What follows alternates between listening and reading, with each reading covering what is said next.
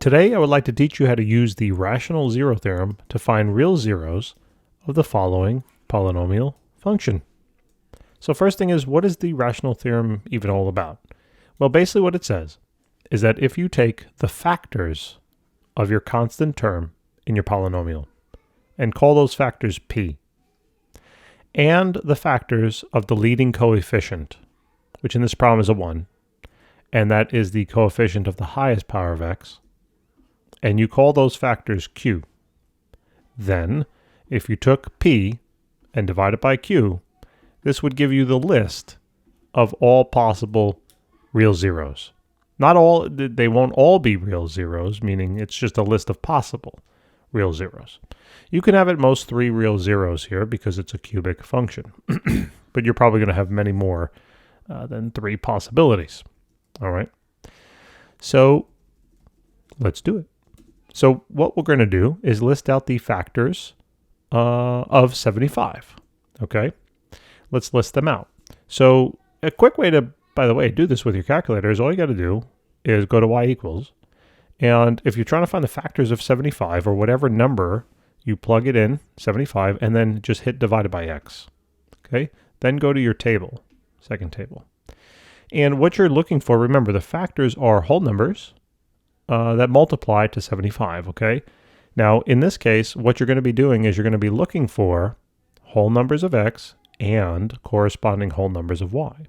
So 2 factors of 75 would be 1 and 75, and technically it would be plus and minus, because a positive 1 times a positive 75 gives you a positive 75, and a negative 1 times a negative 75 will give you a positive 75.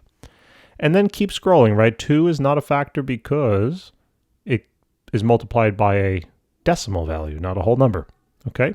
The next number I see here on the list is 3 and 25. Okay, cool. So that's another set of factors, plus minus 3, and then plus minus 25. So let's move that over a little bit, plus minus 25. I don't even know if I moved it over, but what are you going to do? Then we keep going. 4 is not a factor. Oh, look, 5 is. Okay, so 5 and 15. Okay, cool. Then you keep going, right? 6, no. 7, no. 8, no. 9, no. Okay, let's go down. 10, no. 11, no. 12, 13, 14, no. 15, oh, 15 again, but look, 15 and 5, we already have that. We did 5 and 15, so you know you're done. Once you get to like something that repeats, you're finished. Then, those are all the values of p, and then we got to find the factors of 1. Now this is easy, just plus and minus 1, right? Because positive 1 times positive 1 is a 1, and then negative 1 times a negative 1 is a 1. Now, all of these possible combinations between this numerator and this denominator, this numerator and that denominator, this numerator and that denominator, this numerator and that denominator, etc., would be possible values for the real zeros. So in other words, you're going to have 1, 2, 3, 4, 5, 6 times 2, you're going to have 12 different possibilities. How does that work? Well, take these two for example, okay? You would do positive 1 divided by positive 1, which is a positive 1. You would do negative 1 divided by a negative 1, which is a negative 1. Wait, what? What? Just kidding. Haha. Did I get you? I almost got myself. Then you would do a positive 1 over a negative 1 is equal to negative 1, and then a negative 1 over a positive 1 is equal to a negative 1. So what I did was I listed all the possible combinations of the top value here divided by the bottom value there. But you notice that we only come up with actually 2 possible values. Although there's 4 combinations, the results are only 2 possible values, either positive 1 or a negative 1. Okay? Now that pattern will hold true for each of the identifiable fractions you can make. All right? So let's just go back here. Let's backtrack a little bit. And what I know now is that my possible zeros are going to be plus minus 1.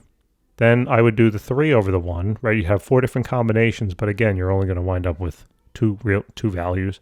Plus minus 15, 5, etc. I'll just list them all out. 15 and 25, and then plus minus 75. So this is the list.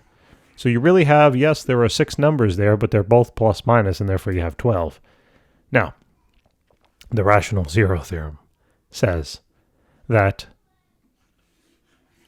3 of the 12 are going to be real zeros. 3 of the 12. So now it's like, well, which one is it going to be? Well, now we're going to start guessing. And by the way, statistically speaking, you have a 1/4 chance of guessing the right one at the start, because you have 12 numbers and you got 3 that are going to be right. So you get a 1/4 shot. Now, this is a little bit ridiculous, in my opinion, to kind of use the Rational Zero Theorem to actually find the real zeros. Because, I mean, what are you going to sit there, test all 12 values, right? 45 minutes later, the test is over, you answered one question and you got a 10. You don't want that to happen. So what I'm actually going to do then is I'm going to use the calculator a little bit just to kind of help us out, all right, so that we can kind of see what the values should be, and then I'll show you how it would be applied if you didn't know it, okay? So let's go y equals, clear that on out, and then do x cubed minus 3x squared minus 25x, and then plus 75, and just hit graph. So here it is, right? So the function is, right, it starts all the way from down here, comes up, then it's going to circle, back down, and it comes back up, and it goes on and on forever, right? It's cubic. So if you notice, the zeros of the function, remember, are the values of x that produce a 0 result for the function. In other words, that's where they cross the x-axis. So if you notice, it looks like -1, -2, -3, -4, and this is going to be -5. So x being equal to -5 is one of the zeros.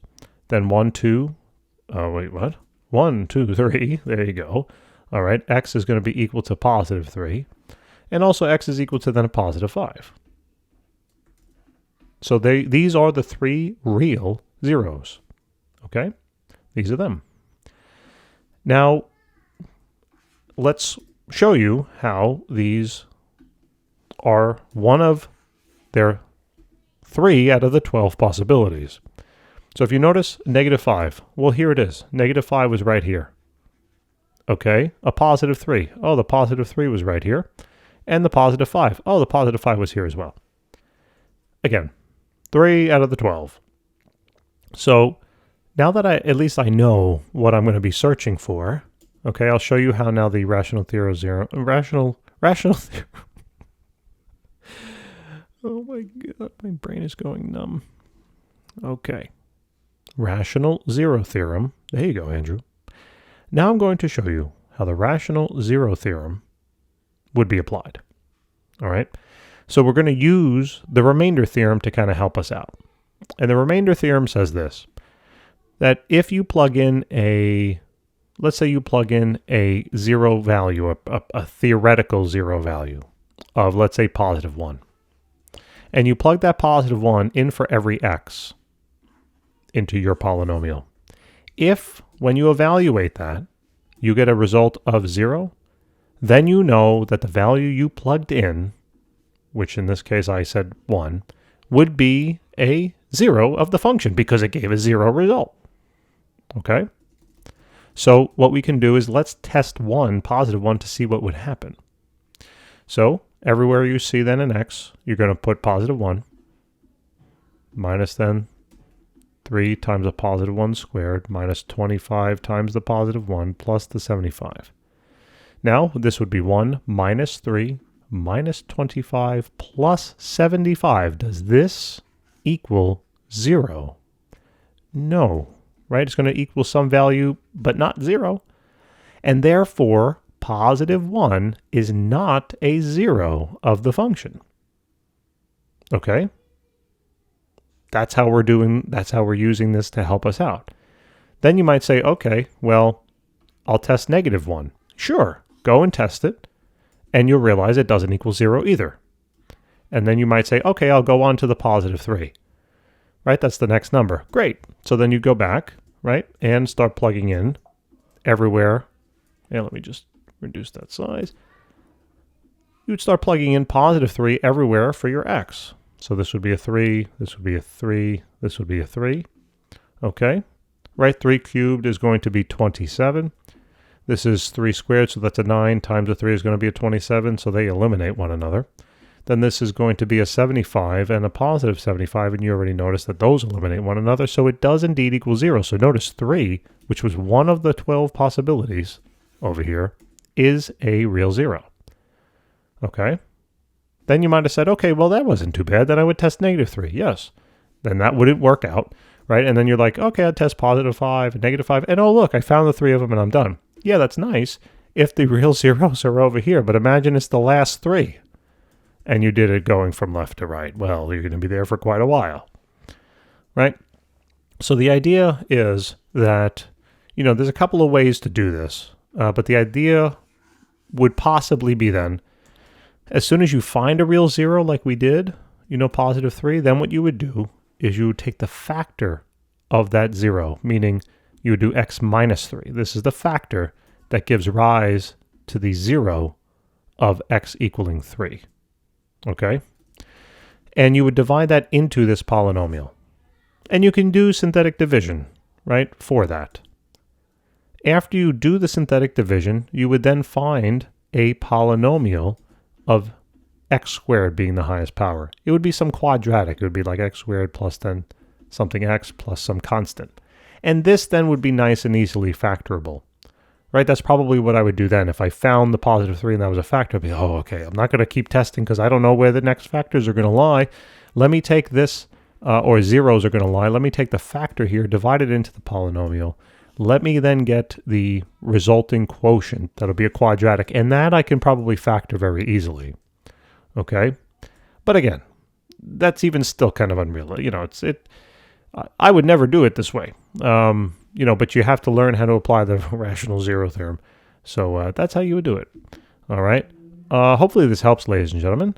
And yeah, thank you so very much for tuning in. I really do appreciate it. If this helped you out at all, like and subscribe. That'd be awesome. Maybe even tell some of your classmates. And check out some more of our videos because we have thousands out there, not only in math, but chemistry and physics as well. We'd love to help you with more, and we got more coming. Take care.